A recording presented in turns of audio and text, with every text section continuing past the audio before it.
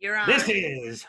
This is live from the table, the official podcast of New York's world famous Comedy Cellar, coming at you on the Ridecast Podcast Network and on Sirius XM 99 Raw Dog. This is Dan Naturman. We have with us today Noam Dworman. He's the owner of the world famous Comedy Cellar. Hopefully we'll be opening sometime before 2025. Periel Aschenbrand. That's my new nickname for her. Although her real name is Periel Aschenbrand. She is our producer and an on-air personality. It just kind of evolved in that direction. That was unplanned. Danny Cohen is with us. He is a Comedy Cellar regular. That is, when the Comedy Cellar is open, he's a regular and will be again. Danny Cohen, how are you? And we have coming up Nikki Jax, who is the former manager of the Comedy Cellar, who used to be known as Michael Greer.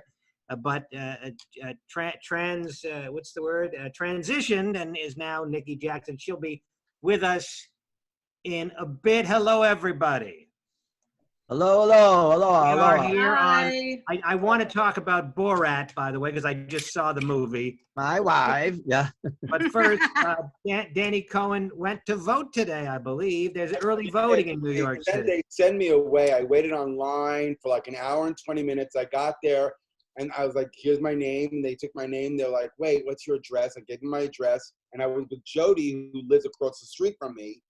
She was at the right place. I was at the wrong place. And we live across the street from each other. I have to go to Quentin Road tomorrow. So I'm going to go tomorrow. So you're going to go tomorrow. And are you decided on who you're going to vote for? I'm undecided. I'm so undecided that I decided that I'm going to just vote independent. Because I cannot make a choice that will sit in my heart well. I can't. Well, then, I can't make a decision. Well, then it seems to me you're just wasting your time. Stay in your apartment and chill out. You know, read a book. I don't see the point. I'll vote. You got to go out. You got to. It's a duty. I got to do it. Yeah, but you're not doing any good one way or the other. Listen, if you were ready to vote, if you were ready to take the chance and vote, and you're gonna waste your vote, just have unprotected sex and stay home. That's not I'm saying, like, it's like a risk budget. Like don't waste your risk that you're going to take on standing in line to get COVID. Like live it up if you're going to take some risk. If you're taking, I hate to say it. I can't do it. You're taking the easy way out. You're taking the easy way out. We have a choice of two people. I have so many friends that I love. You're taking the easy. I have so many friends I love on the right. I can't take it. I can't take it. You're taking the easy way out. You have a decision to make, and a man makes a decision. I'm a loser. Totally. No, I think it's good that you're. No, it's okay. Give me a crown that says if you had to vote for Biden or Trump, and you absolutely had to vote for one or the other, can you say who you would vote for at this time? Trump. You would vote for Trump. Okay. Wow. Why? You have balls admitting that. Because Trump, for sure, and I know he's going to win anyway. Trump is going to win, and I would vote for Trump, but I can't vote for Trump because I can't vote for Trump. Gay people don't vote for Trump. I could vote for Trump very easily, but I'm not going to vote for Trump. And I'm not going to vote for Biden. For sure not. Why? What's your problem with Biden? I'm not interested in what the Democratic Party has turned into. 10 years ago was a different story. I'm sorry, but the Democratic Party today is not my party anymore. They lost me. I'm not. I'm a Zionist. I'm hardcore Zionist. I'm pro-Jewish. There's too much Jew hatred on the left for me. Too much. What about the gay hatred on the right? You know what? I can deal with the gay hatred. I can't deal with the Jew hatred and the annihilation of Israel and who we're surrounded by Israel. We're surrounded by enemies. We're surrounded by all these people that want us out. It's a very serious situation for me. I don't like it. And the gay thing will be fine. Everyone has a gay brother and a gay son. It's not going to happen where if you vote for Trump, all the gays are going to be disappearing. It's not going to happen. Everyone has a gay brother, a gay child, a gay mother, a gay father, a gay uncle, everyone in America. So the gays aren't going anywhere. We're fine. We're going to be okay. We have a strong gay. Can I say something? Can I say something why Periel drives me up a fucking wall? Yeah. But it's good because she's a perfect representation of her people. First of all, let's just be honest. What is the single most anti-gay ethnic group in America? I'll give you another hint. Why did the gay rights referendum a few years ago fail in California? Does anybody remember why? I didn't know there was a gay rights referendum. Yeah, it was a gay marriage referendum in California, like because of the black community. And I'm not faulting the black community. I mean, they have rights. I'm just saying, like that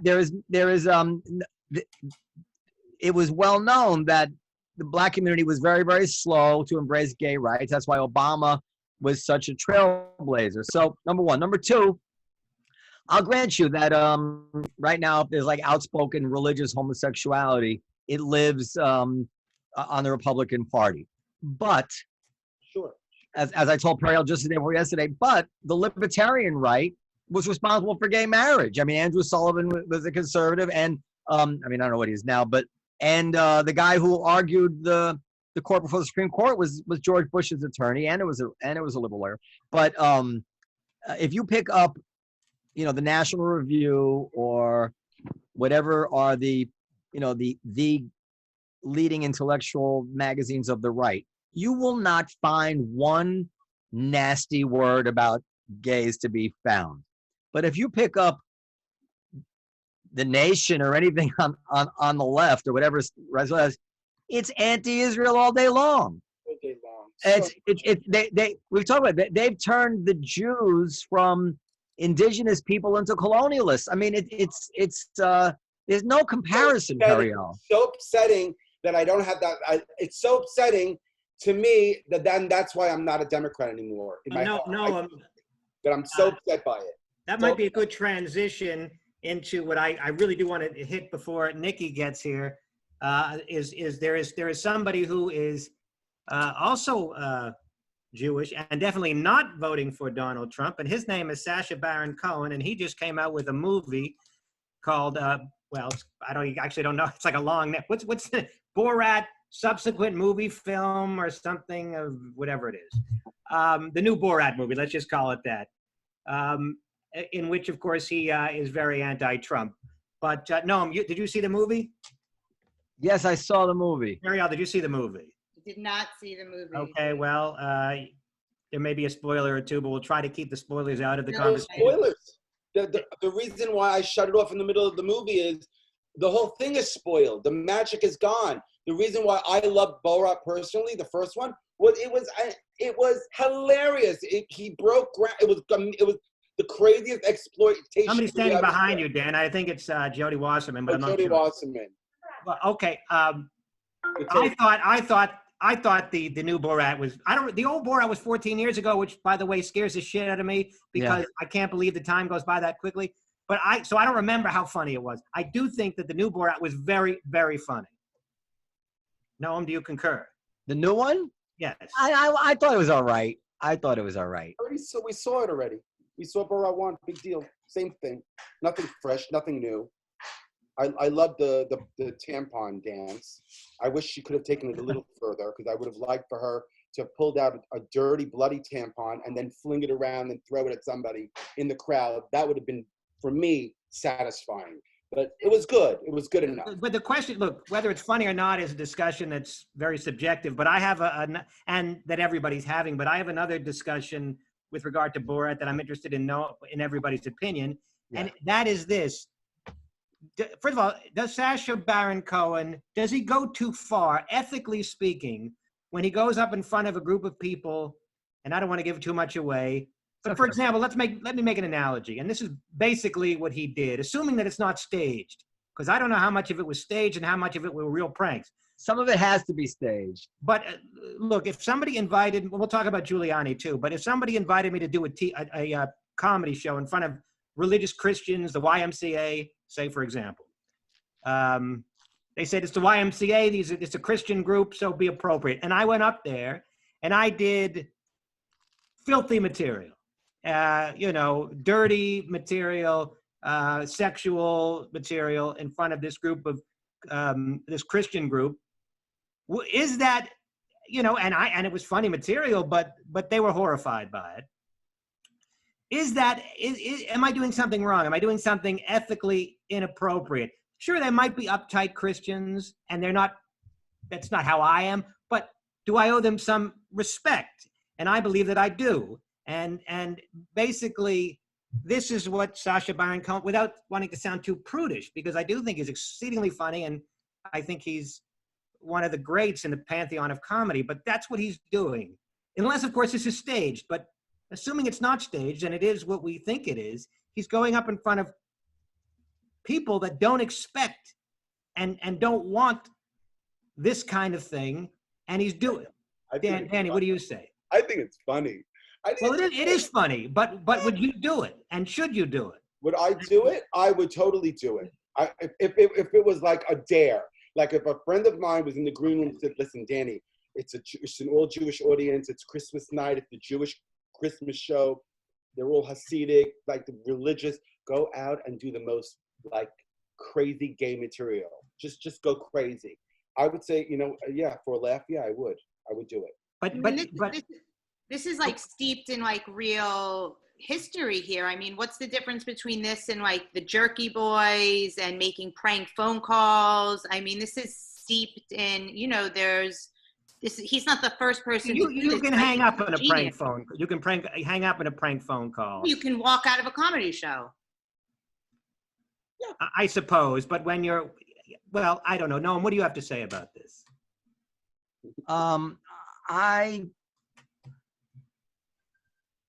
There was that. Yeah. Go ahead.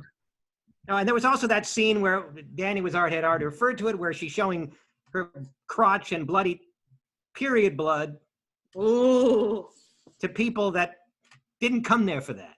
Again, unless they were warned and we didn't see all that. But assuming they just came to this reception and they were supposed to do a traditional dance from their country, and next thing you know, she's pulling up her pants and showing her beeve. Yeah, I mean, I don't know. It's a fine line. I kind of have to judge it on a case-by-case basis. I don't like when people are mocked. It did seem more and more that this had to be staged because of things like the clarity of the vocal clarity of certain people who were speaking. I don't see how they could be that without being mic'd, and there had to be some sort of production. Also, I can't remember what I was going to say, but I just remember the first one being funnier and Bruno being funnier. Yeah, but Noam, to my question, please. Yeah, I mean, I don't know. Like the Giuliani thing has got the most press, and I thought that was. I mean, it's a pox on both of them because Giuliani was so creepy, right? On the other hand, it was creepy, but yeah. On the other hand, they pretend that he was. She brings him into the bedroom. She's suggestively putting her hand near his crotch. She's taking out the lavalier, from his clothing. He leans back on the bed, obviously to adjust his shirt. He's not playing with his dick like they tried to pretend. And the thing is that even if he was, I mean, it's possible he was trying to adjust a boner, which I think we've all done. He wasn't adjusting a boner, not at his age with his prostate. The thing is that even if he was in there trying to get busy, as we say in my neighborhood, she was coming on to him like he's a grown man, like he's not doing anything wrong. He wasn't. And moreover, there was nothing to indicate that he thought that she was underage. No. It was only when Borat barged into the room and said, "She's my 15-year-old daughter." Yeah. That it was indicated that she was underage, or she wasn't really underage, but that she was supposed to be underage. So. Yeah, I agree. So now this guy Giuliani, who we all, kind of think has become sort of weird, creepy guy. But the thing is, I've said many times that, people who are hated almost never get a fair shake. It's one of the things I've learned running a business is that an employee who's not liked is hard to make sure that everybody gives them a fair shake. So, but we have to give Giuliani a fair shake, and imagine him as anybody that has somebody, a hot chick comes up to him, is being sexual and coming on to him, brings him into a bedroom and is a hidden camera. Imagine if they did that to a woman. Can you imagine the outrage? What they would say is if a woman were treated to the same treatment as Giuliani was treated to. It's fucking outrageous. If it was a woman that people didn't like, if it was Coney Barrett, then I don't know how outraged. Maybe. But the point is that it's wrong. That's just. That's just wrong. And I don't know why they can do it without him getting, I guess because he signs a release for the interview. There's something wrong there. Something wrong with this. I don't know how on earth that is legal because it was a hidden camera, was it not? Yeah. I mean, Giuliani did not know. I assume that there was a camera. He has to sign off for it. He has to sign for it. He has to sign off for it, right? I guess he might have signed and not paid strict attention to what he was signing, which I've done. But, I'm not Giuliani. But look, whenever I sign anything, I don't read it. I don't, there was 5 pages of shit to sign for the Comedy Cellar TV show. I didn't read it. No, when you're someone like him, you don't. Somebody like him, puts everything through their lawyers and absolutely. But it's just unimaginable, I have more sympathy for like the Ali G or the kind of thing when they think they're at an interview and they deal with ridiculous questions and Sacha Baron Cohen miraculously gets them to say the N-word or whatever it is. But that doesn't bother me as much because it's on the up and up in a sense. They kind of know they're being, but that's quite different than putting a hidden camera in a sexual situation and trying to get some, and then they edit it. It's not nice. It's wrong. I don't know about the Giuliani thing, so I can't speak to that. But I mean, aren't we being like a little bit prudish? It's a honey trap. And I mean, isn't this stuff usually judged by like how funny it is? Like he's brilliant and a genius because he fucking pulls it off, and it's hysterical. Be brilliant and a genius without hurting people. Is he hurting people? Really? He hurt Giuliani. Okay, I said I can't speak to the Giuliani thing. Yeah, I think he heard some. I mean, depends. I mean, that's why I say you have to see it scene by scene. Some of it's mocking. Some of it just wasn't that funny to me, to tell you the truth. That's a different criticism, though. Yeah. I mean, it affects it. Like when he had that "This Is America," was that on HBO or something 2 years ago or something? I thought it was the funniest thing. I mean, it was hysterical to me. Now I can't remember what the difference was, but there was something different about it. I mean, are we that scandalized because of like a girl's pussy is being shown on, and then you're not expecting it? Like, this country is like. Well, if you're ruining somebody's evening, look again. I don't know exactly what happened, but if you're ruining somebody's evening, then I would say that's. I mean, was it funny? I thought so. No one maybe disagrees. He signed off on it. Finished. His lawyer probably he had to sign off on it. Yeah, but the lawyer, people don't always read what they sign. Let me put it this way. This is not good for the Jews. This is a sneaky Jew sneakily putting papers in front of people, sign here, and it's just not. It's not good for our people. But is he hysterically funny? Sure. Is he brilliant? Do you hear how silly Periel is? If it's all about a woman's pussy or bloody, you don't show a bloody vagina at a formal function, for Christ's sake. It's not. I mean, there's a time and place. Nobody's saying a vagina is.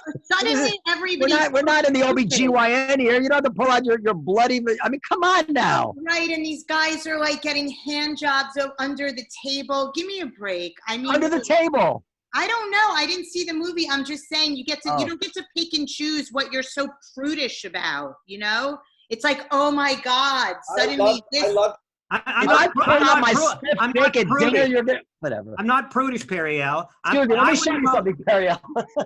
Periel, it's not a matter of me being prudish. It's a matter of me having respect. But I wouldn't go up in front of an elderly group of people and whip out my cock. Okay? No, but the whole scene is built up. It's built up. She eats the cupcake, then she swallows. I understand. I understand it's built up, but the bottom line is. I didn't see it, so I'm speaking in general. Bottom line is this: if you go up in front of a group of people that aren't expecting this kind of thing, and you do things that are going to put them ill at ease, assuming then. I'm a fan. Dan, you get no respect. Huh? I'm not a fan of Borat Part 2 because I already saw all that in Part 1. Meaning, you say what? Dan gets no respect. Because he must have emailed me and Periel 5 times this week. Please watch Borat for the show. Yes. And I watched the show. I watched it for Dan. And Periel, who bitches and moans if I don't answer, an email sometimes. This was important to Dan, and you didn't watch it. All right. And then you come in and you're spouting off your nonsense with authority, but you didn't even watch it. This is the single thing that I have not done that was requested of me since we started this show. This is showbiz, baby. we're supposed to be.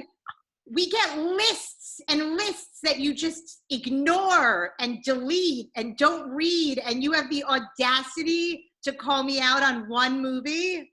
Yeah, because the viewers and the listeners suffer. They could have been treated to your informed ridiculous opinions, and instead they have to get your uninformed ridiculous opinion. It's a close cousin, but it's not as good. The informed ridiculous opinion gives me more things to latch onto. Also, to be fair, in my defense, I just got this request, I believe, yesterday or the day before. No, I sent it. No, I no. know you didn't. Right. But look, I if you look at the text, I'm going to. no, you got it. I I think was excited. I was excited to see it. I was really excited. But, no. anyway. Can we talk about Tony? Is anybody talking about Tony Bobolinsky or no? Yeah, well, I have it on my list. Bobolinsky bombshell. That's how you see, I Yeah. give a title to every one of my topics. Bobolinsky bombshell. What do you Tony think? Bobolinsky claims Joe Biden was in on Hunter's business dealings. Has the media been trying to cover this up, or were they rightfully prudent about the story's veracity? No. What do you think, Dan? Well, Yeah. Well, I assume that the media, yeah, they have their, they have their biases, but we got the information anyway. I don't know. Noam, you're more in tune with this sort of thing. I'm better off at talking about period blood. Full disclosure, I know Tony Bobolinsky. I had dinner with him one time, and I've seen him at a social event, but I don't know him like pals or anything. Far from it. I'm not even sure he'd recognize me on the street, but I know him enough to say as a personal opinion that it's almost ridiculous to me for anybody to think that he's lying. I mean, he was like a very down-to-earth, normal, serious businessman with a lot of money. Who the reason I know him is because he helped introduce me to somebody who helped me open up Cellar Las Vegas. So, like, for anybody listening who thinks he's some sort of Russian, disinformation pawn or something, I mean, unless he pulled the wool over on me in 2014 when I met him, I would say no. They banned the story on Twitter. They said it was Russian disinformation. Clearly not Russian disinformation. I think the emails are clearly true. What they show is not any clear law breaking, but just the fact that Joe was involved in basically everything Hunter was doing. There's a quote there. One of the emails where Hunter says to his wife or his daughter is complaining, saying, at least I don't make you pay half of your salary to Pop, half your salary to me the way Pop does to me. So there's also a thing where they have a business deal and they say we're leaving 10% aside for the big man. And the big man is Joe Biden. And there's another thing where he talks about my chairman, and it's pretty clear that the chairman. And if the big man is not Joe Biden, then they should say who the big man is. Well, that's right. And the Bidens have never, not Hunter, not Joe Biden, not any of those other guys who are in these emails. Not one of them has said, no, you got it wrong. Not only that, if this is not true at this point, I mean, I don't know why the FBI isn't locking Tony Bobolinsky up in handcuffs. I mean, if this is Russian disinformation and he's lying and he's lying to the FBI, and now, I mean, it's not plausible anymore. So how do they not cover it? They covered Julie Swetnick, who claimed that Kavanaugh did the train on her or something. They cover everything without.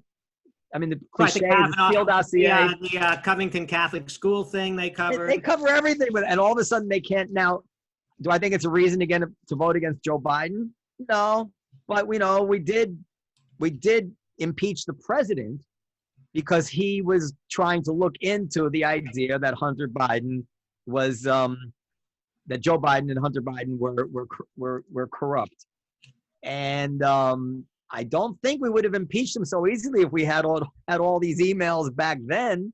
Maybe I'm wrong. It seemed like at this point, be like, yeah, of course Trump wanted to look into that. No, and what do you think Joe Biden should do? Just continue to kind of ignore it the way he's been doing, or come clean and say, yes, all right, I'm the big man, but I don't know. I mean, what's his best strategy? Politically, I guess it's working for him to just stonewall this issue. I tell you though, it angers me so much. Not him so much, but the way the press and social media are censoring all this, that it does bring out the urge to vote for the other guy. It really is like, if you're gonna really, this is what you take me for, fuck you. Let me teach you a lesson. You know, that's the urge it brings out. And I know that's probably not good for the country, but I'm just saying there's something really wrong with the fact that they don't report this. Report it, and if you can prove, put everybody on record. If you can prove it's fake, all the better. Do the country a service. But you can't pretend it's not happening. There's emails. There's laptops. It's crazy. Biden clearly Tony Bobolinsky was on there saying, I met with Joe Biden here on this date. I met with Joe Biden here on this date. They took me to the front of the table. Then I walked him out to the car. Then his brother said, he said, you could check that. There's probably pictures of it. He's being so specific. Why don't they just check it out?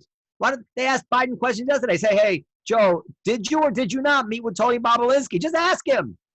Just fucking ask him, right? Hold out another week. They're going to hold out another week. Okay. And I'm in touch with really smart people about this, like people who work at TV networks and stuff like that. And they're all like Stepford wives. They're all repeating the same party line. And it's unbelievable what we've come to. And now, it's related. It came out that the guy, Anonymous, Anonymous, hey, Nikki, Anonymous, the one who wrote the editorial in the Times. You guys following me? Yeah. I didn't read that editorial. Well, that was a big editorial by Anonymous saying how there's a resistance within the administration, blah, blah, blah. And the Times described it as a high-ranking administration official. So it comes out today that the guy's name is Miles Taylor or something, and he was a staffer. He was assistant to somebody high up, but they lied. He was never a high. So this just shows you what we're dealing with here. Anyway. Yeah, fix your makeup, Nikki. No, yeah. Do you want to give Nikki an intro since you've known her longer? Oh my God! You know what? I just found Nikki is one of my oldest friends. Listen, I just want a disclaimer here. I'm not going to be able to handle the pronoun things. You're going to be able to handle it. I'm going to tell you why I can't handle it. Because it's not even clear to me.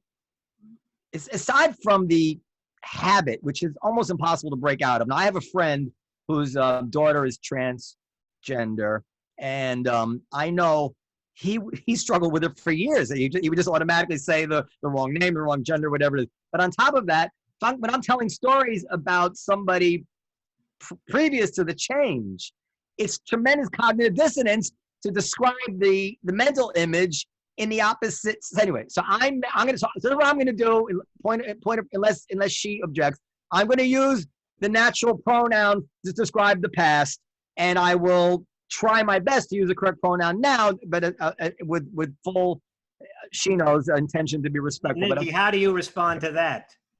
Okay, before you launch into it, this is what I tell everybody. I was like, the pronoun issue to me, it's like if you're not being disrespectful, if it's just like I hate watching people try to trip over it, just like Noam is trying to do right now. He wants to do the right thing. But in the course of natural conversation, if you slip up, I don't care. If you misgender me, I don't care. If you if you use my dead name, if you dead name me, I don't particularly care. Which dead name? You mean the previous incarnation of Nikki Jax? Correct. Get up. I'll send you the memo with all the. So this is the thing. But wait, this is the thing. This is the point I made. Wait, hold on. This is the thing, and I made this point on another show. I'm not worried about Nikki being mad at me. It's woke white people who are going to get furious on her in her behalf. It's not just woke white people. I'll let Nikki finish though, because you. I haven't introduced her yet. Yeah, do the intro, and then we can so, get on with I met Michael in 1989 or 90. 89. When was it? I think it was actually 88. 88. He was dancing on the street for money, tap dancing on the street for money, and then he became a big fan of my band and what I was doing at the cafe while I would come down. And then, we just kind of knew each other. And I thought he was like a village, I don't know, a character. Yeah. I didn't take him very seriously. but then I needed some work done or something, and it was, I think the first thing was just a light switch in my apartment, and somehow I told him, he says, I can do that, and I'm like, all right, I'll get, and he did a fantastic job, like fantastic professional job. It's still there today, and then so I began to engage him in work, and then his big claim to fame, he wired this whole wiring harness behind the stage on hinges, and it came out, and you could switch all the microphones from one system to the other, whatever, and it was on wheels. And it was like, okay, this guy is talented. And then he became basically my most trusted and valuable employee and very, very dear friend for many, many years. And then he left. He went to do his own thing, and he got married to a woman that I set him up with. And then I can remember how fault. My fault. But I can remember how deep it was, because when I sold the Cafe One 2005, I'm sure he remembers this, and I get emotional. I for some reason I called him to tell him that I had sold it, and I just burst into not just tears, but like I lost my shit. Like just crying. Do you remember that? 100%. Yeah. You know, it was emotional on both sides of the phone call, because that was I mean, the venue itself, it has such, you know, character and such history, and we were so emotionally vested in it. But this is the thing. It was at least 8 or 10 years after she had left the States. So it was just, I was just saying, well, I'm ending this chapter of my life, and I wanted to call Michael to thank him for the critical help he gave me when it counted, when I was getting off the ground. And I was just overcome with this emotion. So anyway, so that's the history. And then, you know, I'm godfather to his daughter, even though she's angry with me, maybe still. And we would love to see you. All right. I don't know what that. And I took her to a One Direction concert. And so that's it. So and you know, Michael would call me every New Year's Eve. So it's a very, very close relationship. And she was a Trump Republican until not very long ago. I was never a Trump Republican. Oh, yes, you were. No, I was not. Oh, remember, we had absolutely this conversation at the Olive Tree. I've been a Republican. You were a Fox News Trump Republican. I was, okay, listen, I watched. I don't mean to dead name you, but you were. I'm more pissed off about this. You accusing me of being a Trump Republican than using my old name. I warned you. I told you he would be bad news. I always said that he should never have been voted in. Nikki, can I ask you a question about pronoun protocol?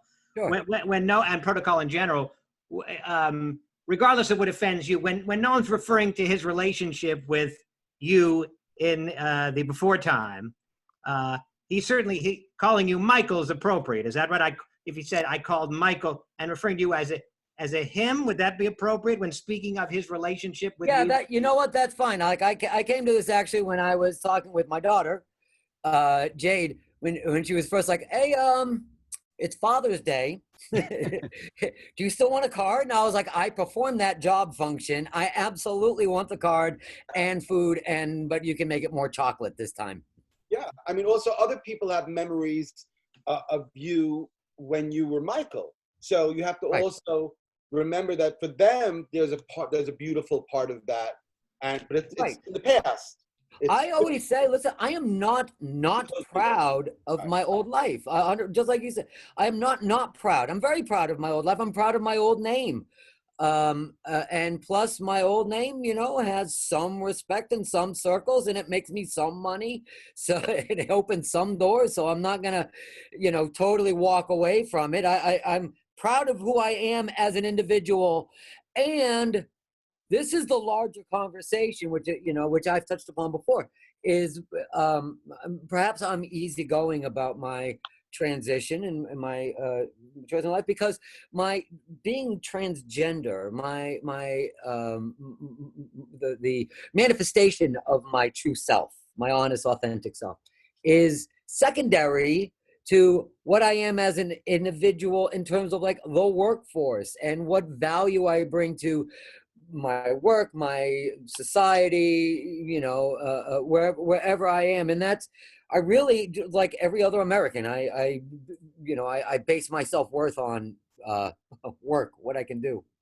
So if Yeah, but you're not the same. I teased her because, you know, in the old days, if like there was like a mouse that would run through the olive tree, Michael would just jump on it, like literally with his boots, just stomp, kill it, like kill it in here, pick it up and throw it out.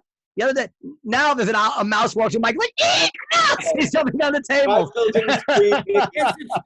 the truth. I called the exterminator. I saw a mouse, and I immediately called my landlord. A mouse! Okay, can I say something though? Yeah. And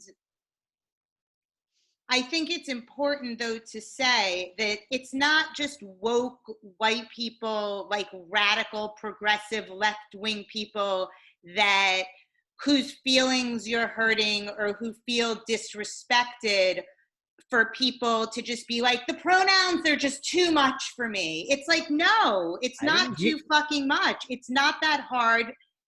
People should make an effort to. I didn't say the pronouns are I'm too much not for talking me. about you.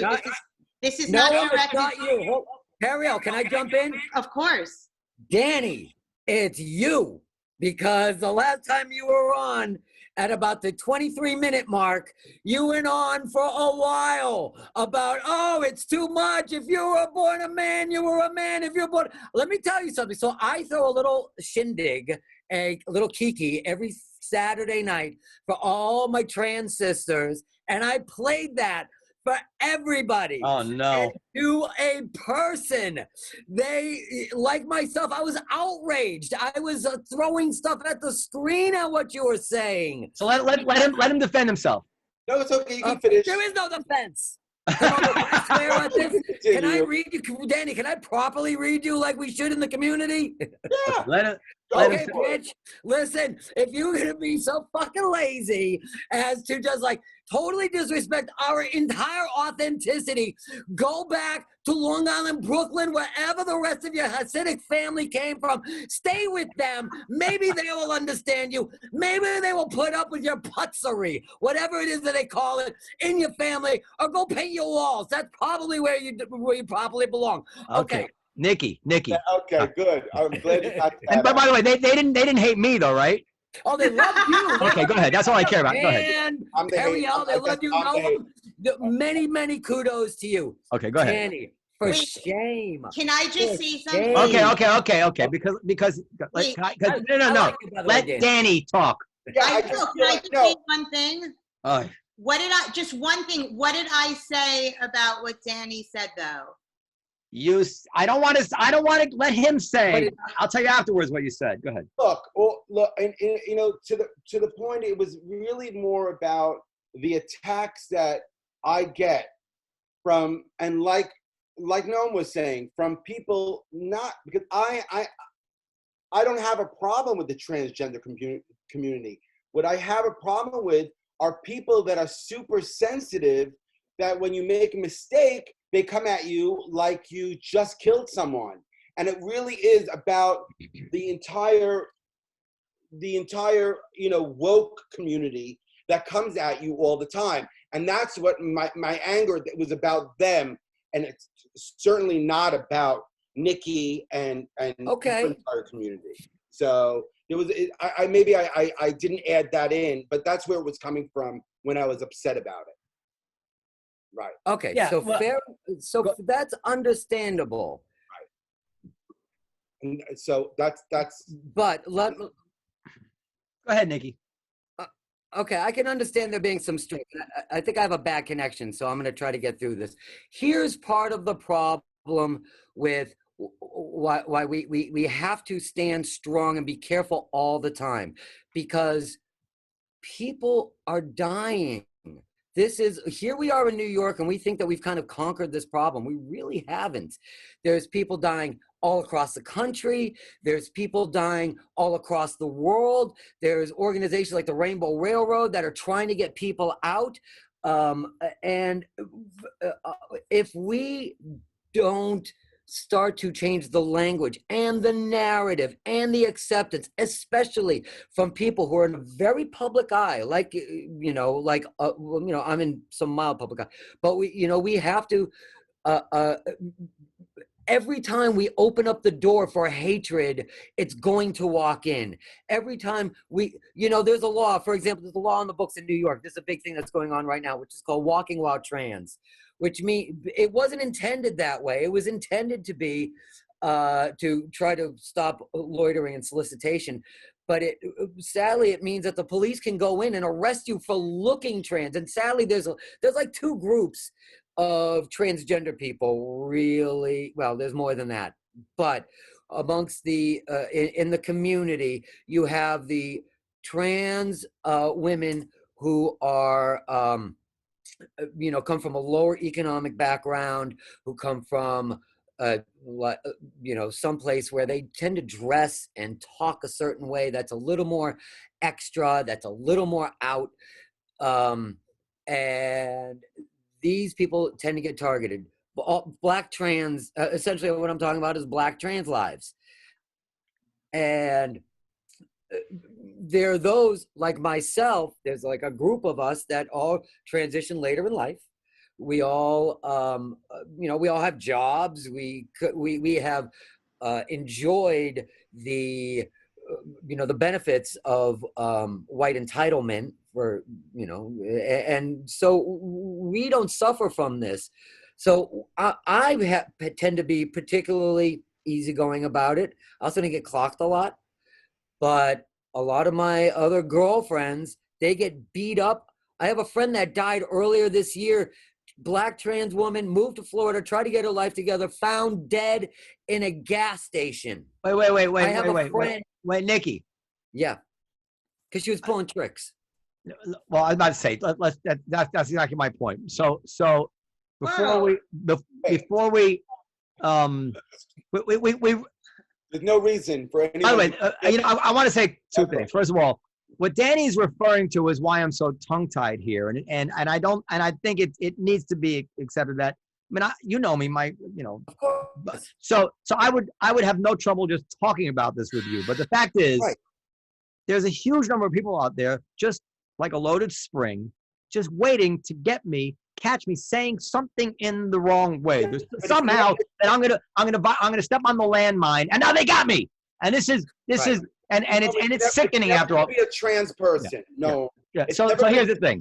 Just because, so I look it up. In 2019, 26 trans people were killed, and this year 33.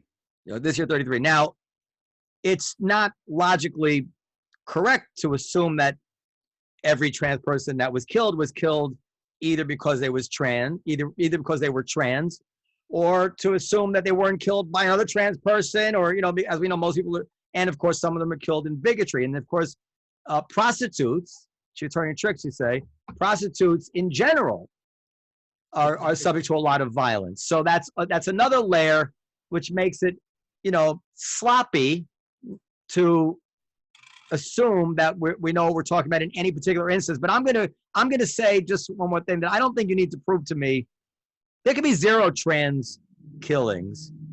And I don't think you wouldn't have to prove to me that the bigotry and ridicule and hatred and whatever it is towards trans people is a significant issue. I don't think you need to define it in terms of murders. It's kind of like the police issue with the black community, where the actual number of black people killed by the cops is actually quite low. But that shouldn't be taken for the idea that blacks are not treated like crap by the cops, Well, okay, there's a bunch to unpack in that. I hate that expression. Well, I'm sorry. It's like a box of gifts. I have to unpack it. So just talking about like the violence, right? This is, we have to change we have to, like, for those of us who do accept the population, for those of you who are not in the population that do accept us, that open us with open arms, if you slip up, that's not a thing. It's like, generally those of us who are are pretty balanced, or even moderately, but most of my trans friends, like, if they know you're not doing it intentionally, we don't care, right? That's Danny's point. I've met a lot of trans people in my life, and I've never ever had a problem with any trans person. But I've had a lot of problems with people who are not trans and who don't even have a trans person in their family, but they're very woke, and they come at me for whatever reason. It was not a lot, just 2 or 3 times that I said that something came up, and it really was crazy, and it had nothing to do with anything. And Okay. it upset me. That's So I'm and even within my own community, so I know exactly what you're talking about, right? Because, like, for example, I'm very close with the ballroom community. The ballroom, for, like, Pose and Jack Mizrahi. Thank you, Jack Mizrahi. My glasses, my Coach glasses. But this is primarily an urban Black phenomenon. And even though I maintain what I call the House of Jacks, which is me, I'm not really part of that community. And I will work with them, but I won't, like, I rarely will walk a runway, or I'll rarely, like, serve, because it's not my it's not my background. It's and I would be culturally appropriating it, so it's wrong. Like, I think it's wrong, even though I'd be welcomed with open arms, and I am, right? And so in the same way, I do agree with you that there are those people that are out there that will immediately shotgun you to the head because, heaven forbid, you say the wrong thing, you got the wrong vernacular, you pick the wrong thing to say this week or that week. How things change. Like, when did cis come up, right? Apparently it's always been there, but, like, I had to actually look it up, like, where the hell does this come from? Like, cisgendered versus transgender. But I still want to get back to how imperative it is that whenever we can, and I know I'm speaking to, like, preacher to the choir here, there is a domino effect, right, of why these people get killed because they're pulling tricks. It's because if you look at the Black trans community, a lot of them start as being, they come out as gay, right? And then they're in a community where the Black community, there are many cultures out there that won't accept it. Russia is one, right? That won't accept it. Lebanon, if you come out as gay, anything LGBT in Lebanon, you're going to get killed. Jamaica, Russia, these are all hotbeds around the world. And that, of course, we find that here in the United States. So, when these people, like, move in this community, they're gay, they end up by getting with some, on the side. And we know that this used to happen at the Village Underground, right? Like, a man would come down and be with his wife one night, and then the next night he'd be there with a little side piece. But the problem is like, when you get caught as a side piece, or if something happens, that the male, the dominant male, can't handle the fact that he's attracted either to a gay male or he's attracted to a trans woman, and kills them or beats them or does something to this effect. That's why we need to, like, really reach deep and reach out, and not so much into the people that we think are the ones that are inflicting the murders and beatings, but it's the people, almost all of the 33 transgender people that were murdered this year in the U.S. were murdered by their friends, by their family, by their lovers, by somebody that couldn't take the fact that they were attracted to a trans male. And if we could change society to try to lift that stigma against being attracted to somebody in the LGBT community. Our dear friend Jim Norton, fellow comedian Jim Norton, is doing his part and more toward that end, because I don't know if you know this, Nikki, but Jim Norton not only dates trans women, but talks about it on stage, and he talks about it very freely. So I never paid attention. Well, I was always busy trying to make his Baba Ganoush or his tabbouleh. It's very new. Oh, look, it's not new.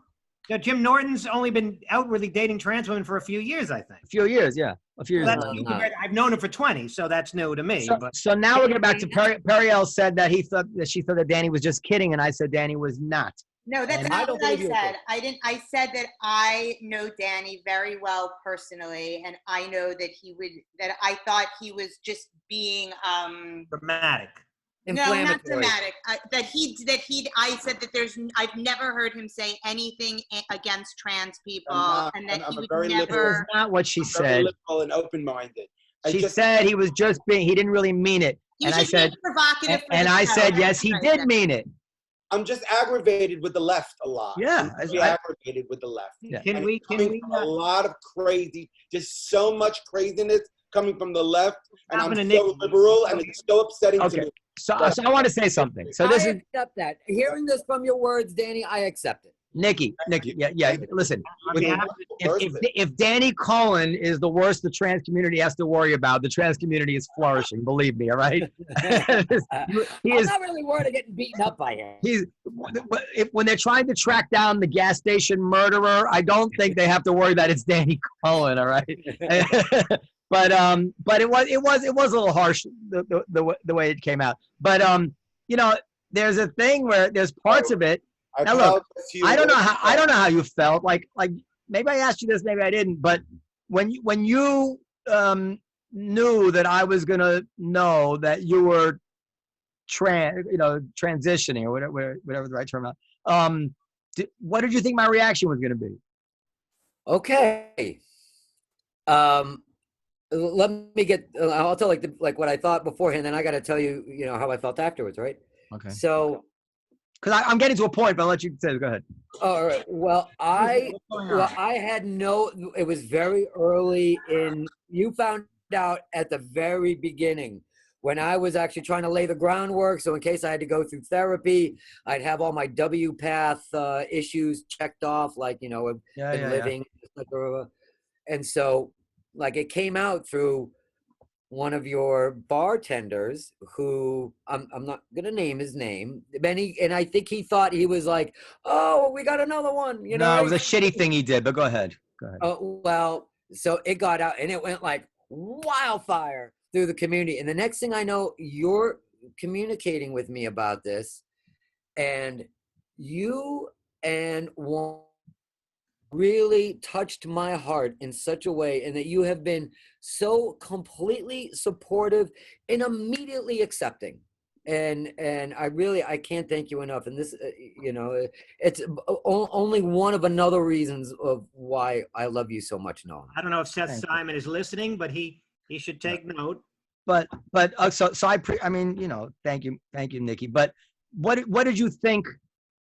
What did you expect? Like, was that surprising that I was accepting? Did you think I was going to say, "Don't get the fuck out of here! Don't ever talk to me again"? What did you think might be my reaction, knowing me as you did? I thought that you wouldn't be like mean or abusive or like kick me to the curb or whatever. But I didn't know how you would accept. I didn't know how anybody was going to accept it. And you being so dear to me and part of my life for so long, I thought that would be a major like tectonic shift. It is.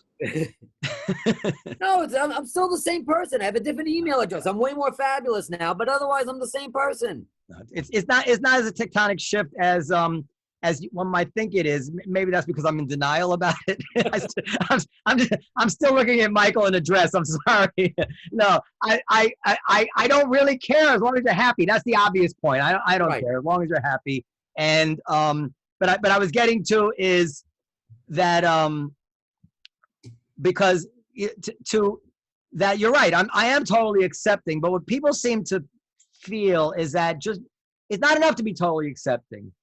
You have to mouth agreement with every aspect of the current theories on this stuff, many of which, are here today and gone tomorrow. So for instance, I was arguing the other day, like, what does it mean to be cis male, heterosexual male? Oh, you want to so to me, what it means is you're attracted to the opposite sex. So I asked somebody the question, well, if I'm a heterosexual man and I say I'm not attracted to a trans woman, does that make me some sort of bigot? And people say, well, yes. I'm like, no, that is not how the conversation went. And I'm saying that if gender is I'm saying gender is not just a construct because I don't think there are heterosexual men who are attracted to trans women, obviously, but Oh wait. You're saying that Jim Norton is not heterosexual. I'm saying that the most there's something of everything and there's mixtures of everything, so it gets complex. What I'm just saying is that there's the most basic building block. A heterosexual man, let's say, is attracted to the opposite sex, not the opposite identity in that person's head. Because I'm not attracted to Dan based on whether Dan identifies as a woman. I'm attracted to Dan or based on whether or not he is XY or XYY and XX or X. Now I can be wrong about that. Wait. You think that like if Dan looked exactly like he is right now, except that, you know, let's say you're attracted to Dan or Danny? But he's got, I'm sorry, Danny. Dan? But he's got Danny? what? Dan or Danny? Who are we talking about here? Yeah, But he's got what? It doesn't matter. Either one. But he's got what? Go ahead, finish. He's Mr. Naturman. But let's just say that, you know, he looks exactly like he does, and you were always sort of like attracted to him, but he's got like a more feminine package down below. Are you saying that you would be attracted to him because he was born a cis female? I'm saying that the attraction is towards the innate biological attraction is just let me start is to the opposite sex. Now that can be short. I don't know what the word is, confused or redirected, I suppose, by a perfect facsimile as what you're describing. But when they take it a step further, they say that it actually doesn't matter even whether or not the trans woman has changed her genitals, meaning that they will go as far as telling you that actually, even if she has a penis, you are still, if you're heterosexual, so long as you know that she's a woman, that's part of your heterosexuality. I'm like, you know what? I just don't buy that. Are you like throwing gas on a fire? What? No, of course not. Look, Periel, can you like share an image? Can you Hold on. Am I wrong in what I just said? Look up India Moore. Here's a good one. Look up India Moore. Hold on. Just tell me. I don't want to look anybody up. Just tell me where I'm wrong. She's on the cover of 2 Vogue magazines this month. Nikki, don't distract now. Just tell me where I'm wrong. I'm not looking up India Moore. What I'm saying is that they will go so far as to tell me that if I am not attracted to a woman with a penis, and I say I don't want to, they're like, oh well, you know, that's. And I'm saying, well, that's what heterosexual means to me. You're attracted to the opposite sex. Now, it gets complex when you have a perfect gender reassignment surgery, when it's just, I mean, I don't know how to deal with that. I'm sorry, are you, perhaps maybe I'm misunderstanding the statement. Yeah. Are you saying that other people are telling you that if you don't happen to be attracted to a specific individual who happens to be or not be transgender, I'm saying the following. I'm saying the following, and let me stipulate. I haven't thought it through from every angle, so I'm not even going to pretend that I'm not going to commit myself 100% to anything I'm saying now because I'm thinking out loud. But I do at the core, there is a conflict in my mind between gender as a social construct and it's whatever you identify as, and the world should therefore has no basis other than to react to you as the gender that you identify as and you present yourself as. So, as opposed to what I feel is a reality about heterosexual or homosexual attraction, which I think is not about what the opposite person identifies as. It's about what they physically are. So I think a gay man is attracted to the same sex, not someone who identifies as the same sex, but actually physically the same sex. A gay man does not want for the most part, is not attracted to a man with a vagina. We have a gay man amongst us. Danny, I would like to ask you. What do you say, Danny? Well, first of all, I'd like to say that for me, I would much rather have sex with a woman that looks exactly like a woman but has a penis than somebody that looks exactly like a man but has a vagina, if those were my choices. Okay, go ahead. Go ahead, Danny. Okay. Understandable. So I'm sexually attracted to men. I'm sexually attracted to men, but I've also been strangely attracted, and I don't know if it's sexual, but something happens to me, and I've met many women who are trans to men, but they're women and they haven't transitioned yet, or they're in the beginning stages, but they're very masculine and tough. And I found that very sexy. And I was like, oh, because they're like sort of manly, but they're women. And Because they're sort of manly. But I'm open. Dan and Danny, you both just proved the point that it's a social construct. Can I No, it's speak? not a social construct. Can I speak? No, hold on. This is important. Periel. No, No. Wait. Because I don't want to give it on this point. No, they've got to look like women for me to be attracted to them. That's the whole point. Listen, if you have to teach somebody something about their sexuality, I think you need to take a close look at it. Meaning that in the year one, a heterosexual man, it never occurred to him that he was attracted to somebody's what they're identifying as. He was attracted to the opposite sex in the same way every animal, and we're one of them, is attracted to the opposite sex. Now, humans have a very flexible and high order intelligence and sexuality, and we can, there's a little clay to it, and we can be turned on by certain things, and something can be evocative enough. A trans woman can be so soft and feminine, and I can get used to it, and it's evocative enough of what it is that I'm actually attracted to, that I'll say, yeah, you know what, I can go this way. But I'm still attracted to the opposite sex, and what I'm saying is, I'm attracted to the opposite sex, and she's pulling it off. You know what? You're pulling it off, and I'm going to be able to relate. I'm going to be able to somehow just, be okay. To me, you're the opposite sex.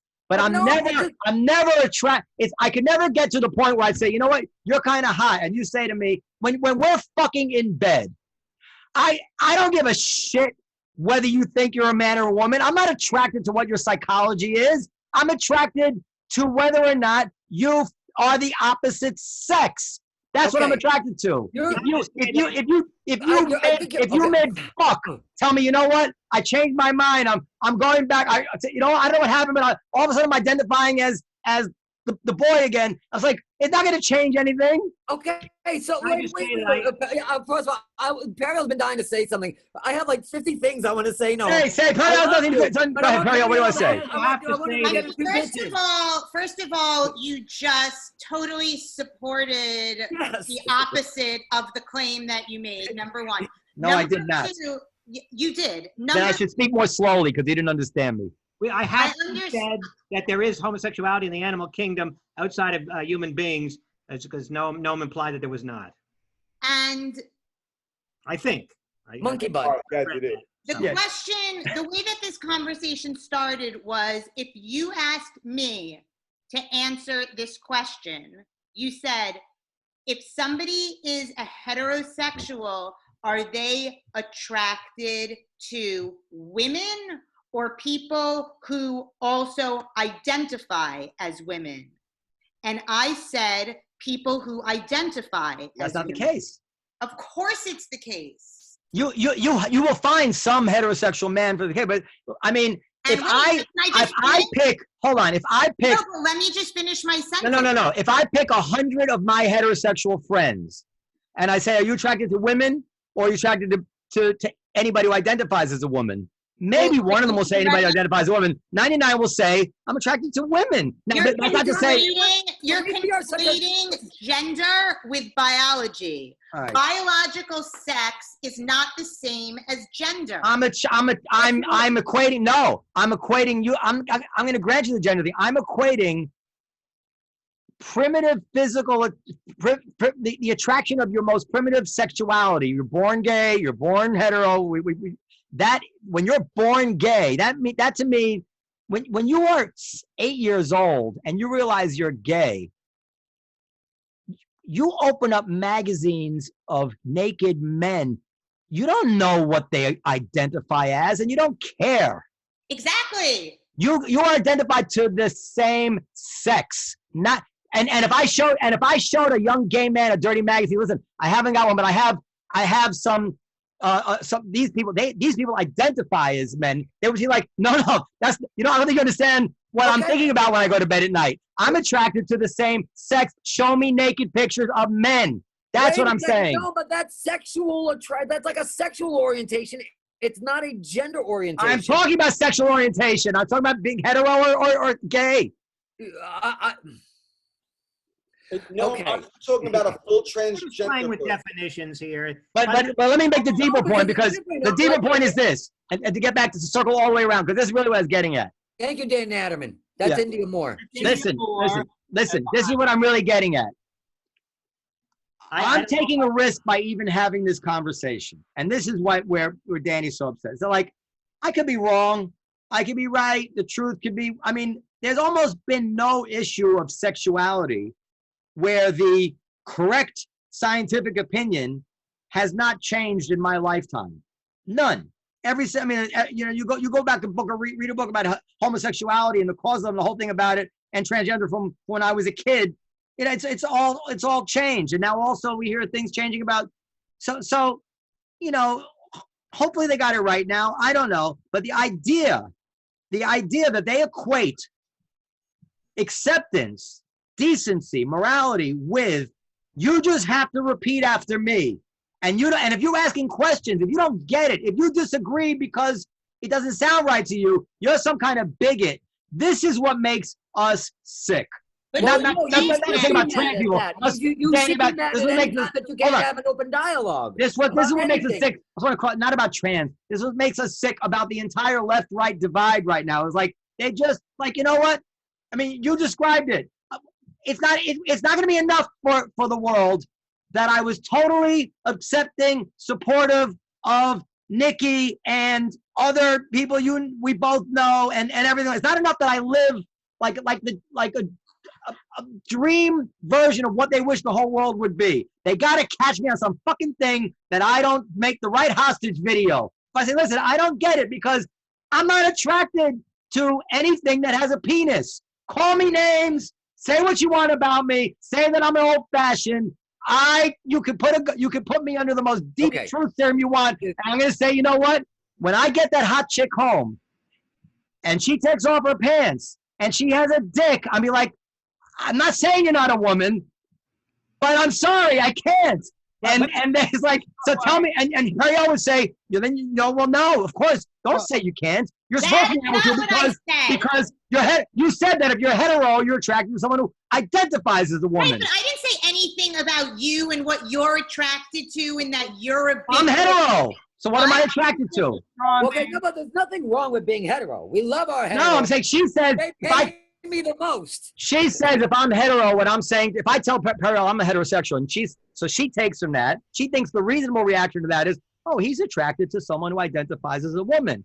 And I'm saying 9 times out of 10, a dude tells you, I'm a heterosexual male. If you think what they're saying is they're attracted to someone who identifies as a woman, as opposed to a woman with tits and ass and a pussy, you are living in a dream world. That's, to me, not reality. Now, does that mean in any kind of ridiculous way that I'm not tolerant of trans? No. Nobody said you weren't tolerant of trans people. I'm just saying. But people will say that. They'll say that. I don't think, what I think he's saying, Periel, is it's not amongst us. He's got this fear. And again, it's coming from the larger group on the left that is like the thought police. That is, that, and I'm very much against them too. I know you are. If they would negate my existence if it was just thought police. Because Nikki, if they're right, I know what they say. If they're right, then my own belief about my own sexuality is incorrect. And that's ridiculous to me. I'm attracted to the opposite sex. I am not attracted to someone who identifies as the opposite sex. Okay, You're so right. If you are beautiful and you might fool me, and you know what? With a few drinks in me, I might go that way. But nevertheless, I'm not attracted to what you identify as. I'm attracted. I want to see the fucking naked pictures. No, you're attracted to the. Okay. So we're not coming down at you, and you are completely entitled to what you're attracted to. Playing with definitions. You do all we're doing. It's That's not. that's what they do. Everything is about definitions today. The point is that what I was saying is that you don't need to be a biological woman to be a woman. You do not need to have a vagina to be a woman. That's what I was saying. Whether you're personally attracted to that is neither here nor there. You need to have a vagina, however, to get half of Noam's estate. Well, Nikki, she says that, and I know I'm supposed to say the hostage video, but you don't have to say anything. But to be very honest about it, I think that it would be a wonderful world if we treated every human with such respect that anybody who identified as a woman in every single way of their life could be treated as a woman. That is not the same thing to me. I think in some ways, I can't even say it out loud, so I'm gonna avoid saying it the way I would naturally say it to you alone. But that is not the same thing to me as saying that there is no difference between a trans woman and a woman, because that's why we talk about trans women. We have a category called trans women, and maybe it's a subcategory of women, or maybe it's a subcategory of, it's either a subcategory of the male sex or a subcategory of the female gender. But what is it? Nikki, is trans a subcategory of the male sex or the female gender? Wow. We're playing with definitions. I don't think it's no, I'm going to go straight back to trans women are women. Okay. So that's that. So, okay, you know, trans women are women. Why? Define it like that. Why? Because it means that you have to define. What we're talking about here is so how far do you take that? You're assuming a predefined assumption about what a woman is, what a man is. Okay, so hold on. So how far do we take it? So when you have an ultrasound of the infant, and they determine the XX or XY, what should the ultrasound technician tell you? You're having a boy. How do they know? I'm serious. Because until they're telling you the biology. If I go into a doctor's office, I'm going to tell them, hey, I know I'm totally fierce and you would never clock me, but just in case if you get down there, you're going to find a little something extra. I'm going to tell them that. Why? Because it's just common sense, right? I have certain physical things that I will always have a prostate. I will always have, we used to have it. We have a term. What is the correct term for the people who have the same things that you and I, is that, or I don't know if you have, but is that it's a male? Biological. I'm asking you. Biological. A biological male. I was born male. I was born a biological male. Okay, so I understand that. So a woman can be biological male or female.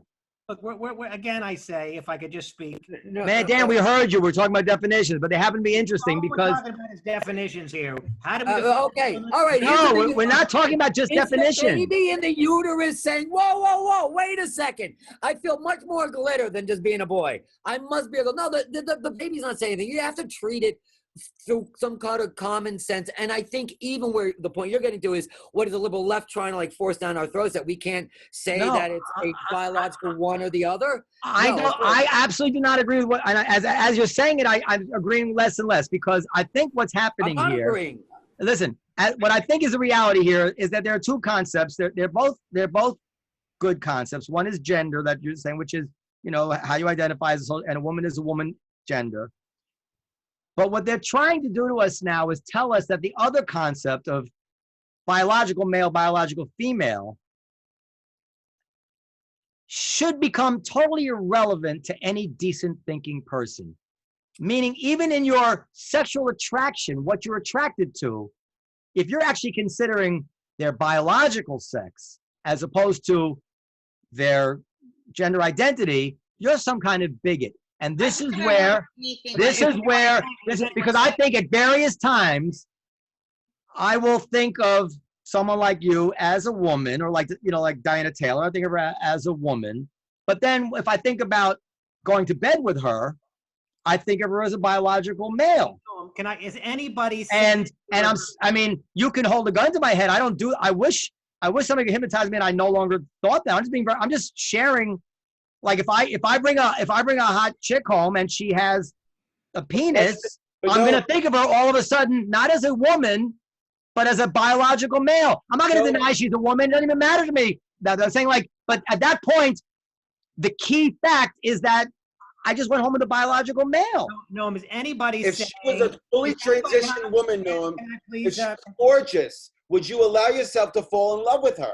I don't know the answer to that, but that would be a lot easier. Well, allow yourself implies that love is under your control, but Noam, panelists, is anybody saying what Noam is suggesting? Is anybody saying you're a bigot if you won't have sex with a transgender woman? Is anyone making that point, or is any substantial number of people making that point, such that we have to worry about that as a dominant thought? Right. I mean, is this a big thing that like you're coming? I'm interested if that's a big thing that you're coming across, because I want to meet these other people that like are trying to force you. Oh, it's a very big thing. It's a very big thing. I've never heard. I frankly have never come across that, but it may well be. It may. It's well a very big thing. Not in the. I'm giving the extreme example. It's a very big thing in the sense that when people talk about somebody's gender or sex, Biological sex. yeah, quite often what they want to talk about is the biological sex. When I'm with a bunch of dudes, we want to talk about the biological sex, right? Or you're very typical. What they've done is made it almost impossible to talk about that, even though it's deep within your sexuality, because they try to say, well, if that's what you want to talk about, you have some hatred going on, you got some bigotry going on, like, and that is very common. You guys are doing good, like, locker room talk. You're talking about, pussy grab and whatnot. What are you talking about? How often do you sit around talking about? Oh, I want to check out that package on that tranny. I'm assuming that does not happen that often. My question to you is, in your experience, does anybody think you're bigoted if you refuse to have sex with a gorgeous woman if she has a penis? Would anybody in your community think that is bigoted or wrong think? No, they just figure they don't like us. We move on. But they don't. What does that mean? They don't like us? They don't like you, just not attracted to you.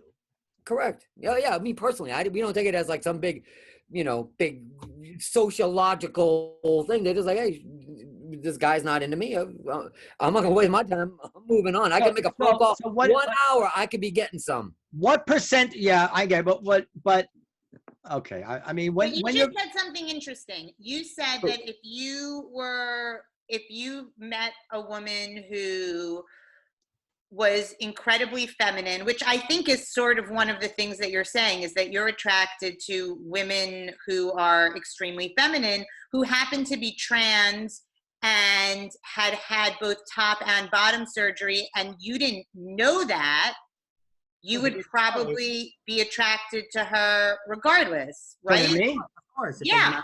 If I didn't know it, then I didn't know it. Okay, but and if I did know it, if she had a pussy and tits and she was super hot, and you were attracted to her, because that's what you're saying you're attracted to, right? You're attracted to pussy and tits. That's what the guys are sitting at the table and saying. They're attracted to pussy and tits, right? Yes. Okay. So what's the difference if that person is trans or not? Assuming that they've had top and bottom surgery, which not all trans people do.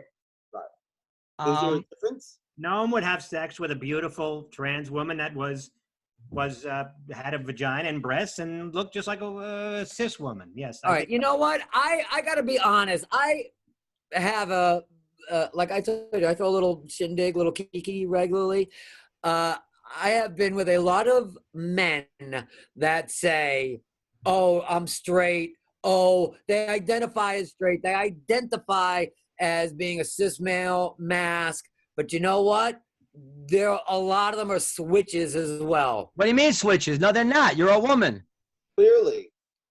What do you mean by switches?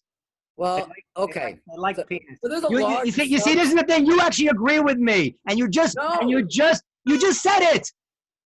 They're switches. Let him finish what he means by switches. No. Switches mean they want to be a I top see and they want to be a you bottom. showed- That's sexual. Who cares what you're doing, how you do it? The point being is that they enjoy, they're You gay. prefaced it by saying a gay man, but as soon as they walk right back out, or they're attracted to the LGBT community or trans women, but the second they walk out the door, they bam put on the costume of being male, not being attractive. You put them in a group of other people, they would never admit to the fact that they had just slept with a trans woman. yes, why we you know that this goes on. We know that. Jim Norton, because he says this to a fan base that is very bro-y in large measure. And of course, Jim Norton was with the Opie and Anthony show. But I got to tell you that even that's not quite correct when you look at it with Talmudically, because even those men who are even those men who are attracted to that, and I've known some, they talk about being attracted to I don't know what's trans to trans. They say trannies, right? But you can't say that anymore. But they talk about being attracted. I'm describing their words. They will talk about being attracted to trannies. What they will never say is, it was just a woman. What are you talking about? Like it's a distinction to them. They don't see it as just another woman. They see it as a particular thing. It's a trans woman. It's its own entity. And I think most accurately, it's its own thing. I will. Okay, so number one, I'm happy that they're having the conversation and they're not beating the shit out of whoever they dealt with, whoever they were with. And number two, I'm happy that they're admitting in a bro way, I'm attracted. Great. Every time somebody says that, it gets us like a little bit more in the door, right? And number three, yes, third sex, I can completely concur with that. I often refer to myself as third sex. You see, that's all I was saying. It's not. It doesn't quite fit. It's a square peg. I'm sorry. You used to be a square peg. It's a round peg in a it fits. You can squeeze it in either hole, but it's not a perfect fit for either hole. The definitions don't fit for either hole, and it's interesting to talk about. Sure. And I think to the extent that you can talk about it will only make people more accepting. Because nobody. Like I said, well, whatever. So yeah, I think it. I mean, because what's his name? What's the big comedian? Chappelle. Yeah. Chappelle, who's like, for some reason, I don't know why everybody's beating up on him for his transgender jokes. I tried to find any one of them that I felt offended by. None of them. In fact, there's a couple of them where he's like, there was one he talks about, like, I was dancing late at night and the woman said, "Oh, I'm so sorry." He didn't know, and he makes a joke. Hey, there's 2 more dances. Let's keep going. I haven't heard a bad joke. And the more it's talked about, the less the more we are out in the open. Now, Nikki, and then we'll leave it. I want to just go back to one thing that you said. Maybe it was off guard, but I think it was a Freudian slip, and I'm gonna call you out on it. You prefaced it by saying, before you say, I've been with guys who claim they were all hetero, right? And then when I got them. The implication being, and then when I got them, I realized there was something a little bit more than hetero, meaning like you were kind of buying into my definition of like the most basic definition of hetero is being attracted to the opposite biology, and then you realize that these guys were a little bit more flexible than that. But okay, so most of it, not really, because I think. Where this goes back to a construct. There's a specific construct of what we think a male is supposed to be. He's supposed to be a top. He's supposed to be strong, butch, dominant. Top, right? Wait, I'll take it a step further. Wait, I'm sorry. If I find myself in bed with a really attractive female, and I find out that she identifies as male, I don't care. And I will not feel like I had a homosexual experience. If I bang the shit out of a unsexually reconstructed female, all the while she's thinking he's thinking he's having a homosexual experience with me, but I'm just having sex with a female, you can't tell me, well, actually that makes you bi. It's like, I don't care what she identifies with. I'm attracted to the opposite sex. But I think that's right. Am I wrong? I think that's your mental makeup. I think if you walked away and you never knew that she was one way or other, or however she identified. I don't care how she identifies. Okay, exactly. But if it was a trans woman and you were in bed with her and she never admitted it, you would walk away saying that was so hot, Yeah. you know? But at the I same must confess. Go ahead, I Dan. must confess to not finding this conversation all that interesting. I think it could have been summed up in 10 minutes. We're now. All right, let's move on to something else. Biden versus Trump. Well, Biden. first of all, it's 8:28. How much longer do we want to go on? Because we have Tony Barrett and we have our pre-election predictions. So Okay, pre-election predictions. Go ahead. Okay, well, first I got to introduce it because I came up with a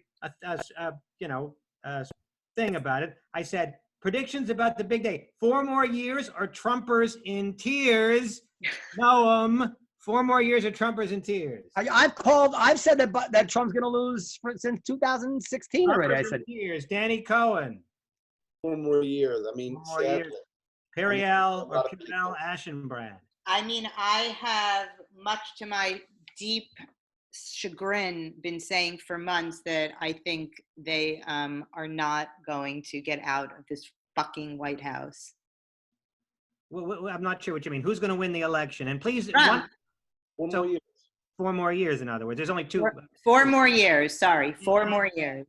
Nikki Jax, 4 more years. Trumpers in tears. Trumpers in tears. I think the wind's at his back right now.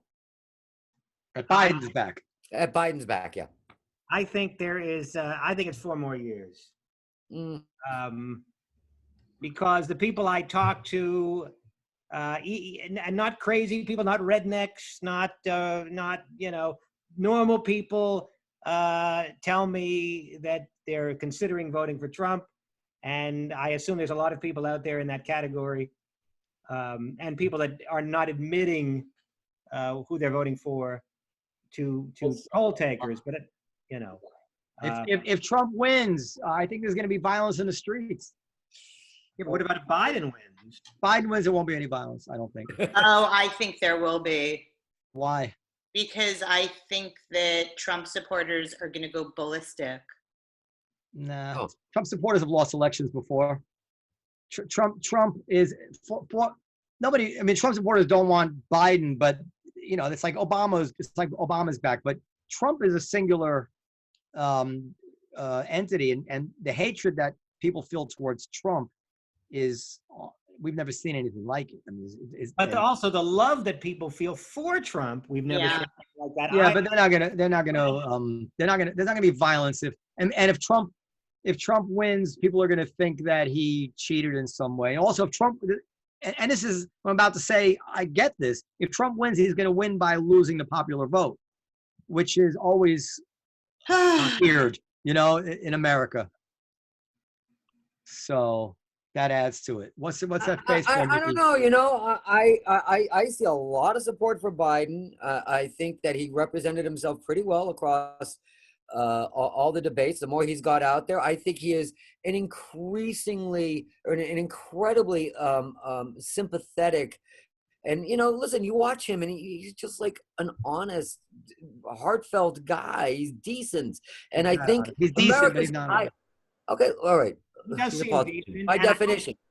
But he's going to change the tempo, or he's going to change the conversation, or the tenor of the conversation, what's coming up. I think people are tired of this constant air horn in our ears. That's Trump. I think that I do feel sorry for Hunter, I must say. I mean, he's had such a hard time of it. You have a family name like that you're trying to live up to, and you wind up getting thrown out of the military, and your father has to get you a gig. I must say my reaction toward that, I sort of feel bad for the whole family. They've really had terrible tragedy befalling them. So Robert Gates does an interview with him. He's a former defense secretary under Barack Obama and George Bush. And they asked him, they quoted his book to him, and he said, you said that, he says essentially close what Nikki said, that he says Biden is the nicest, most genuine guy. If you have a personal problem, he's the one who will sincerely help you. However, he was wrong about basically every single foreign policy issue that he ever took a position on, including voting against the raid on bin Laden. So the reporter read this quote back to Robert Gates and said to him, do you think he'd be, you wrote this, do you think he'd be a good commander-in-chief? And he says, he looks, he goes, I don't know. I stand by everything I said. So that worries me, that worries me. And here's this guy who served Obama, who was in the room with Biden, and he goes public and says that this guy, essentially, it was his way of saying is, no, he doesn't. When he says, I don't know, you have to take it for a no.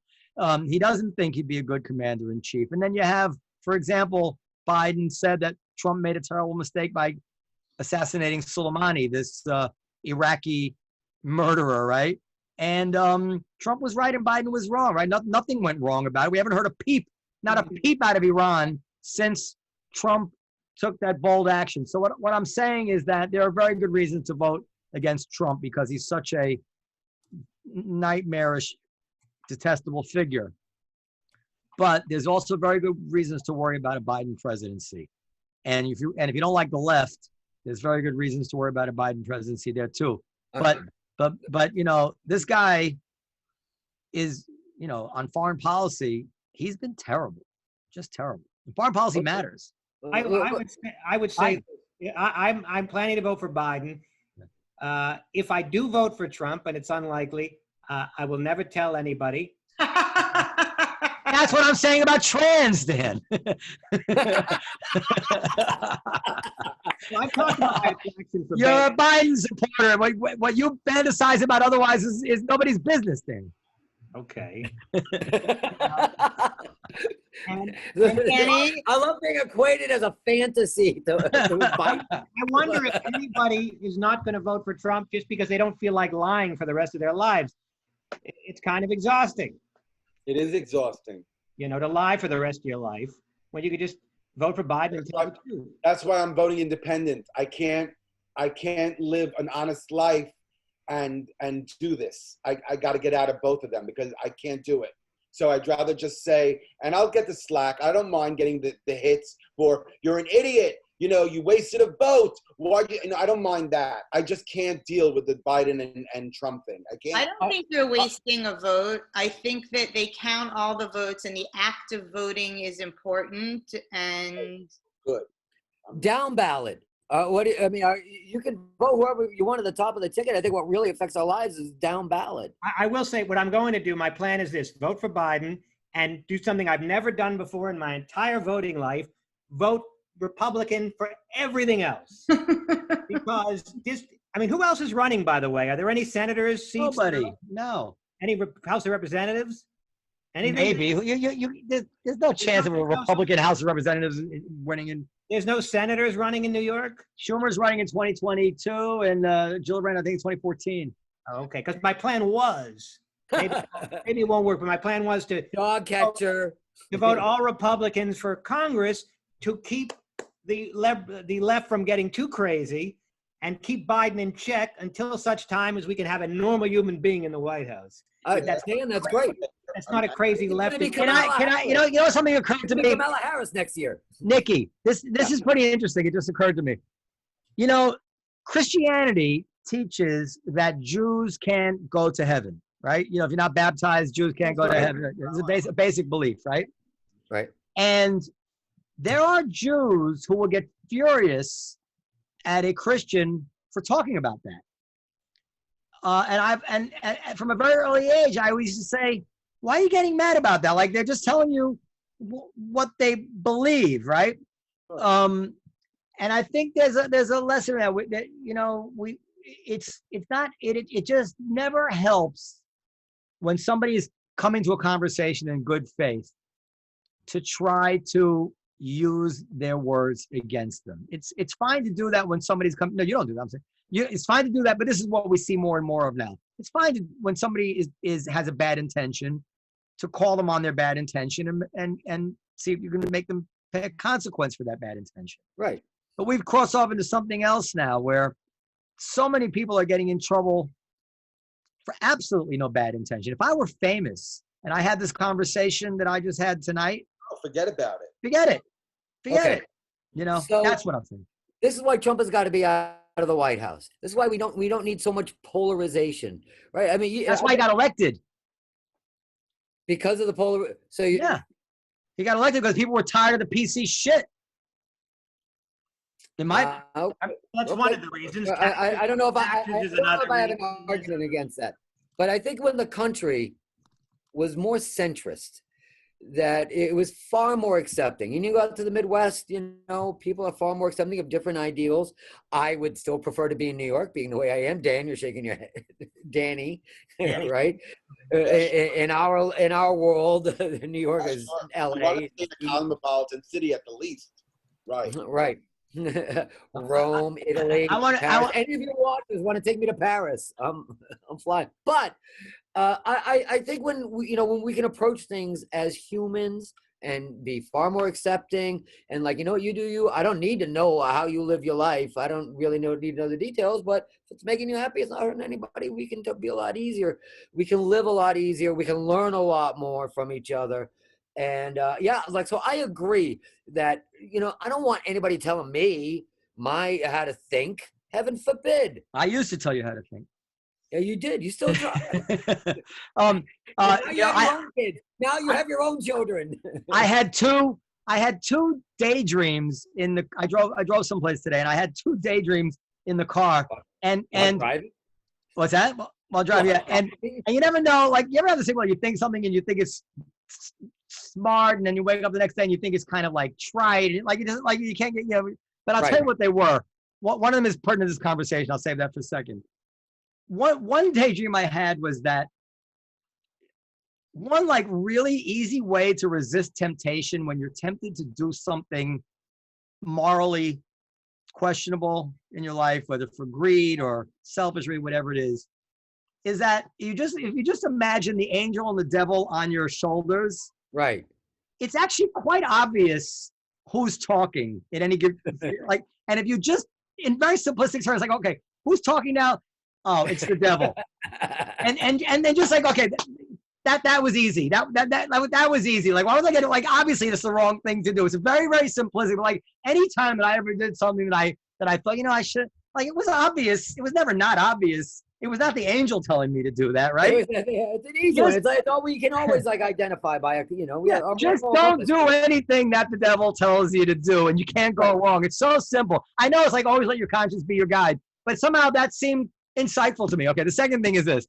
I pictured myself dying in a hospital bed, like my father died, in the hospital bed. And because I was thinking about how I'm conservative on things, and I, get in trouble for Seth Simons called me, white, he accused me of endorsing some white supremacy or something, and because I read my kids Kill a Mockingbird and blah blah blah. And I was thinking, well, who would I surround myself with in the hospital when I had a few days to live? The cast of characters would be so fucking bizarre. It would be transgender, gay, Steve King, Rosalind, black people. I mean, it would be so very few. Coleman. I mean, like your wedding. What's that? Like your wedding. Yeah, but I'm saying at the most intimate moment of death, when I had to betray, who do I really care about? Who do I want with me in my last moments? Not it's one. So it's so clear to me, and anybody who knows me, who that would be. That it just brings home how absurd it is that many of the things I actually believe would allow people to call me somehow, bigoted in some way. Really? I know so many fucking woke white people who wouldn't have anybody but other white people around them at that last moment of their lives. I know a bunch of those too. Yeah. I think either woke white or white woke is acceptable. Yeah, I was trying to say woke white. I don't know why you are thinking about such dark things. It was raining. No, I'll tell you why. I'll tell you exactly why. Because I was trying to examine myself at my core to try to say, well, why do you feel this way? Could this be bigotry? Could this be, going through everything like that? And as I try and get to the very essence of it, and I said, well, and I came to say, well, at my dying moment, who would I want around me? Couldn't you just think it like your birthday party? No, birthday party is different. Birthday party can be diplomatic. A birthday party, when you're dying, is when you have nothing else to prove or to lose. In other words, if you've been hiding for professional reasons your distaste for black people, which many people probably do, right? At their deathbed, they'd be like, "Get those fucking N-words out of here!" You know, like I'm on my way out. I don't need to play this game anymore, right? That's what you would expect, like in that final moment. I'm saying, like, I was examining myself, like, who are the people that I care most about? I know that people say that's maybe a cousin of some of my best friends, but that's just bullshit. If that's the people that you really care about, you're not a good candidate for bigotry. You can actually disagree about critical race theory. You know what? You can actually disagree about critical race theory and still not be a racist. Fuck the world that tells you that's not the case. Fuck Robin DiAngelo and Ken, you know, what's his name, Ibram Kendi, and all these people who tell you that you're not entitled, that they can tell you what you are based on a questionnaire of whether you agree with them or not. We add Tim Wise to the fuck you list, just as long as we're on the subject. And who? Tim Wise. Who's that? Oh, he's an anti-race guy. I thought you knew who. Oh, I don't know. Yeah, I mean, so Noam. Yeah. So in looking at the people who you had surrounded amongst you, and this is a serious question, were you proud of the assortment? No, I wasn't. I don't know. I mean, now that you're asking me, I think it's a gross thing to be proud of. You shouldn't be proud of, not being evil. But no, I wasn't feeling proud of it. No. No, but in like looking at the so of course, you don't have to be evil to have a homogeneous group of friends. Some people are just more comfortable in a homogeneous. No, I get. But no, what I'm saying is that Noam, like I can imagine who you would request to be around you, and it's going to be a motley crew, and people are often judged, or you can often judge yourself by the company in which you keep, right? And so, if I was on my deathbed, no pressure, and I would be honored truly if you were there. I'll check my schedule, Periel, see if you can book it. But what I'm saying, that's isn't it amazing? He's so not bigoted that he's just as big of an asshole whether you're trans or cis. I mean, you think she'd want it any other way? Listen, let me tell you something else. One reason that I'm going to continue to have a healthy relationship with Nikki till the day one of us drops is exactly because I'm not going to let this fucking change force me to start lying to her about what I'm thinking. That creates barriers. I was being very genuine about that. That was not a dig. I will say that I wasn't being I know for his ability to be completely honest with anybody, because there's topics that I won't discuss with some of our black colleagues down at the Comedy Cellar, and I'll just nod my head and say, and agree, and Noam will get right in there and argue any topic with any person. So, he can. You can. Huh? You're a comic, and Noam's the owner. He has an upper hand. He can argue and say anything he wants. You're tied. You can't talk about anything you want. Well, that is true. I think as a general matter, I'm not as combative or as honest as Noam. Yeah, I don't think that's it, because I've always been. My father was the same way. To Esty or Noah. This is my beautiful. Well, it's the human that I spawned. I don't know what he is yet, but I don't know what. You're beautiful. You are so beautiful. Daddy. Yes. Last year at 2019, I don't know the month or the day. Yeah. This kid is cute, no question. What? You said I could watch the new season of Hunter x Hunter. That's what you want to watch now? It's time for bed now. But Mom. Yeah, I actually have to go. I'll come here. What? Oh my God, he's like a Christmas story. Oh my God, that's so cute. All right. Anyway, on that note, thank you, Manny, for participating. Manny, that's Manny Dworman. Noam 7 or whatever age he is, son. Nikki, play this podcast to the girls down at the clubhouse wherever you are, and if they still if they're interested. Daddy, are we allowed to watch? Yes. And I'm curious to know if they think they're upset with what I said. And I apologize to all of them, please.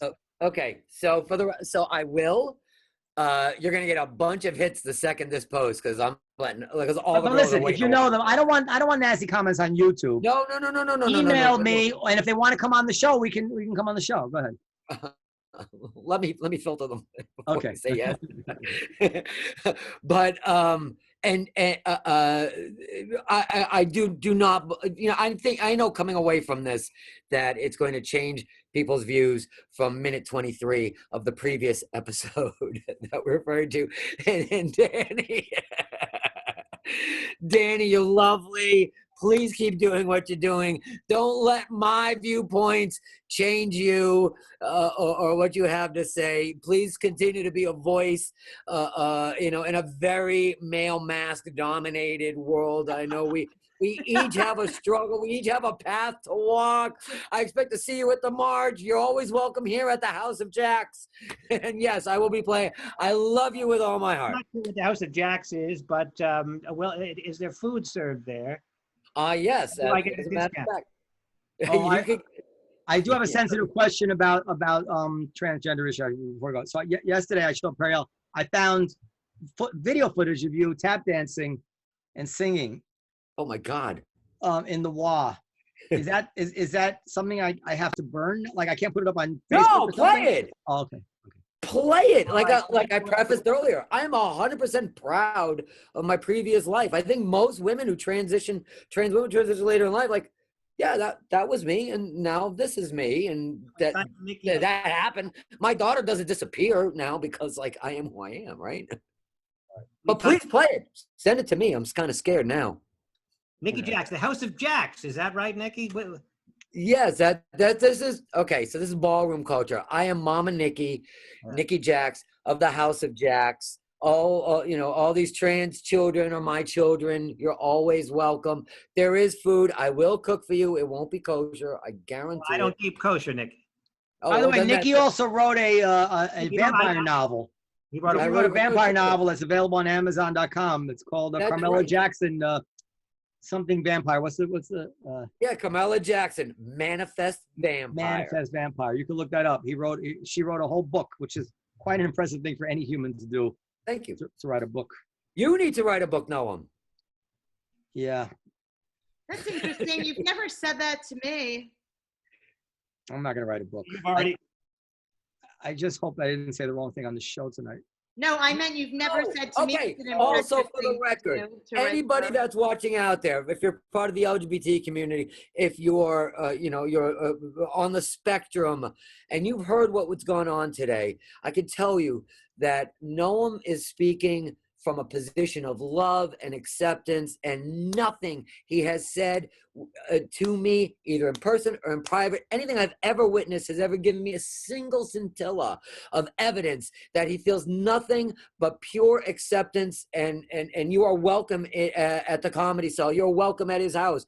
Be a good person. It goes back to right. Yeah, well, Nikki would know because, when Nikki never told me the thoughts that she was having, and she but there was nothing secret.